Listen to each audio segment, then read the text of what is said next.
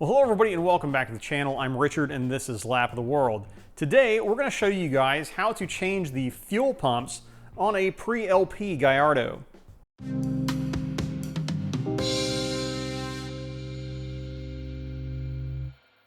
So having recently done a bunch of work to the car, we took our gated 2004 Gallardo here down to Atlanta Motorsports Park to try and have a little bit of fun, and for our trouble it rewarded us by doing this in the second session.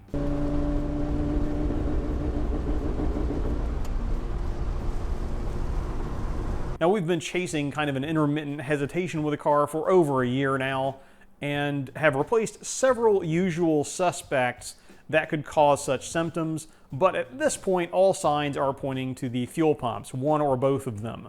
Common wisdom suggests that if one is starting to go, the other one is not far behind, so we're going to be replacing both of them today.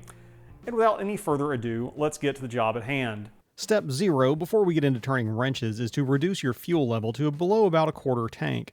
Our car was still operable, so I just drove it around until the fuel level warning appeared on the dash. If your car is not operable, you may need to drain or siphon the tanks before starting work, and here's why. This is a Gallardo fuel tank. There are two of them. This is the approximate full level, and here is the fuel pump flange we will eventually need to remove.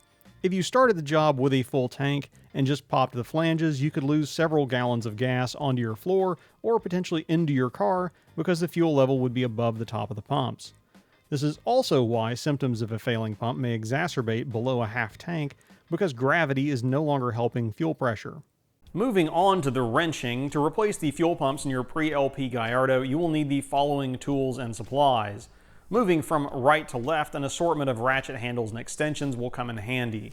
Go ahead and find one of those 10mm sockets because you're going to need it, along with a T45, T25, and 4mm hex. Option for a 4mm Allen key, bonus points for a 4mm bit, and a micro driver that will make your life a lot easier. Wrench-wise, 10mm and 13mm should be all you need, or whatever is appropriate for your battery terminals. A blunted dental pick will come in handy, as will 4 zip ties that you'll need to replace some factory wire retention that you're going to need to cut to remove the seats. A flathead screwdriver and a paint scraper will serve primarily as prying implements, and a pair of needle nose pliers for good measure. That is, of course, all in addition to 2 new fuel pumps, which you can either get from Lamborghini for roughly $600 a piece at the time of this filming, or for a lot less if you cross-reference to the equivalent Audi Volkswagen part numbers, which I've also included on the screen. Step 1, since we're going to need to get to the battery eventually, we're going to go ahead and pop the frunk, and we'll then remove the weather stripping and the frunk liner. That will give us access to the battery, but we're not going to disconnect the battery yet because we still need a little bit of juice for the next step. We still need that battery power for step 2 to manipulate things up here to make room for us to get the bolts out to remove the seats. Don't worry though, if you are not a YouTuber or haven't perfected the snap yet, it's okay. It's just 4 T45 bolts and 3 wire connectors per seat. Then when you go to lift them out, gird thy loins accordingly because they weigh 60 pounds each. So with these seats out of the way, the next thing that needs to come out is this parcel shelf. Now it's just in there with plastic clips, so if you pry up on it gently, it should come out of the way. And now we need to actually get in the car to remove this stuff because the fuel pumps are underneath. It is at this point that you're going to be considering disconnecting the battery. However, before you do so, I would recommend rolling down both of the windows, as their little incremental clearancing function will not work with a battery disconnected, which risks breakage. With risks to your windows now mitigated, now is the time you want to disconnect the battery before you go and play around with electrical stuff in your gas tank. Back in the car, and now with the battery disconnected, the next step is to remove these 2 engine ECUs, here and here. With the ECUs now out of the way, we can get at the fuel pump access panels beneath them. Removing the ECUs was an easy task. It involved 3 10mm bolts and just understanding how to disconnect the harnesses. Removing the access panels involves folding back some sound deadening material, removing 4 more 10mm bolts, and then doing a little bit of gentle prying. To remove the fuel pumps, start by disconnecting the inlet line, the outlet line, and then the wire connector. Next, remove the 6 4mm Allen bolts holding down the aluminum retention ring, followed by removing the ring itself. Then pull up or gently pry on the top of the fuel pump assembly until it comes free.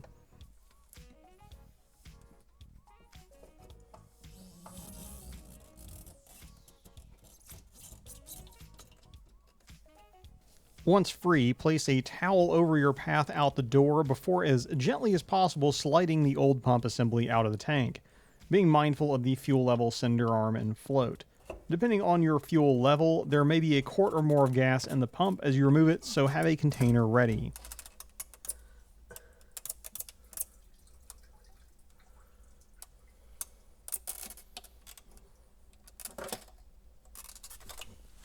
So with our US passenger side pump removed and over here on the workbench next to its eventual replacement, I did want to cover a couple of things about removal that I probably wasn't able to show very effectively in the confines of the car.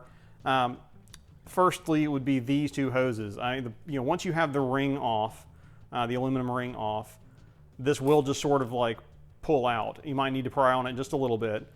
But as you start to wiggle it up, and once this rubber ring is clear, you might get some additional resistance from these ribbed, or sort of artificial resistance from the ribbed tubes here.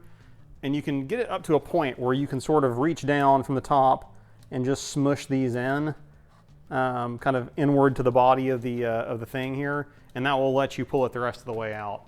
The other thing, though, that you want to be conscious of is the fuel float. As you can see, so right now, as we're looking at this, the front of the car would be that direction. So as you're pulling this out, you're gonna once you're clear of the tubes, you're gonna kind of want to like tilt it this way, but then you're gonna find that the parcel shelf wall is here. So what in actuality you need to do is rotate it one direction or the other, and then as you pull it out, it can kind of pull out like this. That will so twist and tilt to get it out, but do be careful that this thing is here. Now, in our case, we are actually going to have one additional step here. We're going to need to move the fuel float from the old pump to the new pump. Depending on where you get your pump from, it may or may not come with a fuel float. Ours did not, so we're going to have to move it over. First, use a blunted pick or equivalent to depress the detents for the two wires that are connected to the sender. Get those out of the way, and then very gently pry up on the two tabs at the top of the sending unit to release them from their nubs, and then at which point it should slide off fairly easily. Installing it on the new pump is just the reverse of disassembly. Be very careful not to apply any stress to the arm here or where it contacts with the little rheostat there. Okay. As we go to install our new pump, we're again going to be mindful of the relative orientation of the fuel float. I found it's easiest to orient it towards the outside, kind of outside rear. So angle the fuel float like that way towards the outside of the car as you install it, and then sort of rotate it as you get it situated. I'm leaving this in real time versus sped up so you can more easily see the orientation changes needed for installation. It's not hard, but it does require a little bit of patience.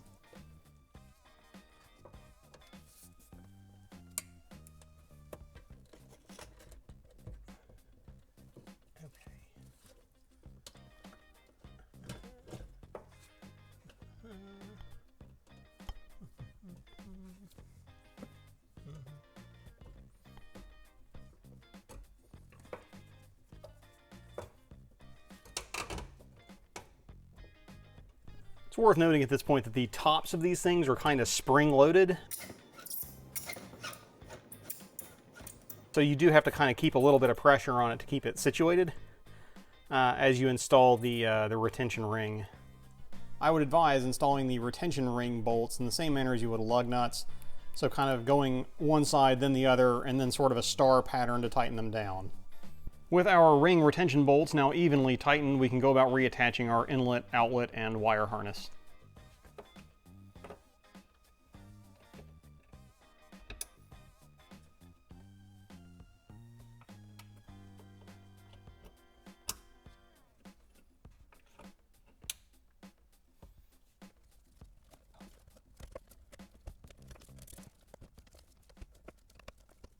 Everything from this point forward is more or less the reverse of disassembly. So all we really have left to do at this point is take the car for a test drive and see if it has cured our ailment. And we will do that just as soon as we get a whole bunch of freaking trees off of our driveway, because holy crap. Now, we had a weather incident here in East Tennessee. In our case, just a microburst, but there was apparently a tornado not that far away from us. Very, very unusual weather for here. So it's going to take us a minute to get things kind of cleaned up to where we can get cars on and off the property easily. The good news is no harm came to any cars as part of these shenanigans.